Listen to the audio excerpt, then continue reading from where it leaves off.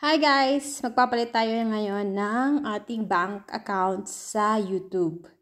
Hello Money kasi walang charge. O kung meron man, konti lang compare sa ibang bank. So ayun, install lang natin yung ating Hello Money application and then open and allow lang natin yung mga permission. Then welcome to Hello Money! So ayan, skip lang natin yan. Proceed lang. Access to service. Then, register, open a new account. Then, i-okay lang natin to, consent. Data privacy, basahin nyo yan kung sinisipag kayo. Ako hindi ko na binasa, bala siya dyan.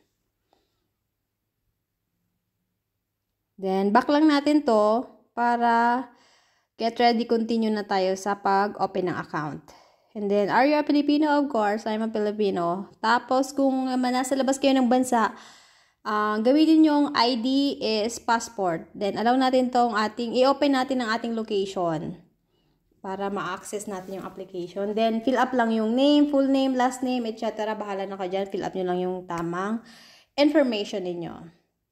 And then, proceed. Then, waiting for allow camera information. Hihingi yan ng inyong video live selfie. Yon, mag-selfie na kayo. Ayan, tinakpan ko mukha ko dahil mukha na akong ewan. So, ayun, steady lang natin para ma-recognize yung pagmumukha natin. Then, hold it. Then, verifying na tayo, guys.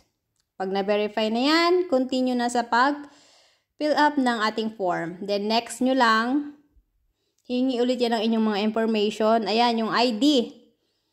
Nilagay ko kasi as OFW, ang hinihingi niya, passport. Kapag OFW, guys, kailangan passport ang ID na gamitin ninyo. At ito yung mga IDs na tinatanggap. So, ang gagamitin ko is UMID. And then, i-add nyo na yung picture ng inyong front page na ID na gagamitin niyo, and then the back page, add nyo lang yan.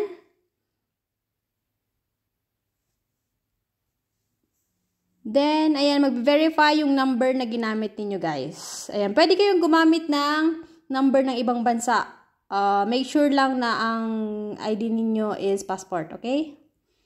Then, magbe-verify ulit siya dun sa Gmail niyo. Magsisend siya ng code, then verify. Wait nyo lang mag-send sa Gmail, and then, pag walang dumating, mag-resend kayo. Then, magdadating na yan. Mabilis lang dumating yung verification code. Then, verify nyo lang. Then, dito naman, fill up lang ang information. Full information ninyo. And then, self-employed ang nilagay ko, guys. Yeah, self-employed. Tapos, record na yung sarili nyo. Magre-record kayo ng sarili nyo. Ito naman, guys, money card is optional. Skip nyo na lang yan, guys, kung ayaw nyo ng card. Tap and sign. Yan, signature ninyo, guys. Kailangan nyo lang ng signature. Lagyan nyo ang inyong signature dyan, and then proceed. Then, dito naman, how did you know about Hello Money? Ayun, sa friend ko, of course, from MMO8. So, then, submit na natin, guys. So, magbe-verify lang yan. Wait nyo lang, mag-verify lahat ng photos, IDs, and yung mga information ninyo. Mag-upload na yan sa ating money account. Then, wait nyo lang, guys. Yung pag-verify nga pala, guys. Ayan, finish na. Thank you for applying.